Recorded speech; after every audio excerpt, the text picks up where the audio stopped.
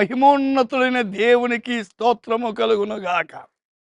ఈ దినము ఏస్కేలు గ్రంథం 36:11 మునుపటి కంటే అధికమైన మేలు కలుగజేసేదను.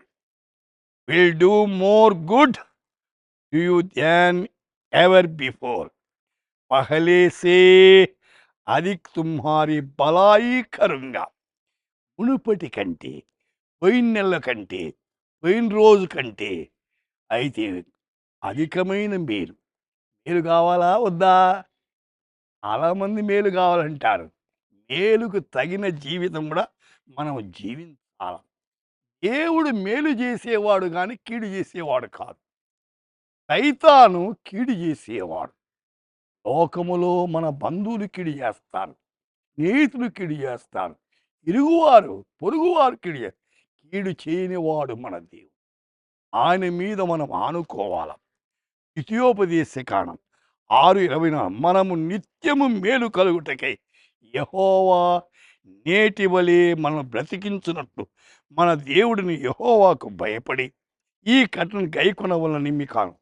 ఎప్పుడు మేలంట? నిత్యము. నిత్యం అంటే అర్థమే ప్రతి గంట, ప్రతి నిమిషం, ప్రతి సెకండ్, ప్రతి మాసం ఆయన మేలు. ఆయన దినదినము మనకు మేలు చేసి నడిపించుట అవసరం. 2వ రాజుల గ్రంథం 20:19 అందుకు హిజ్కియా, నీవు తెలియజేసిన యెహోవా ఆజ్ఞ చొప్పున జరుగుట మేలే. నా దినములు సమాధానం సత్యము కలిగిన ఎడల మేలే గదా అని యెషయాతో అన్నాడు. అవును, దేవుడు సమాధానపరుడు, దేవుడు సత్యవంతుడు. మనకు మేలు కలగాల. సోదరి, సోదరుడా, వినుచున్న శ్రోత, ఏం మేలు లేకుండా ఉన్నావా? అయితే మేలు కావాలని ఏదన్నా కోరుకుంటున్నావా?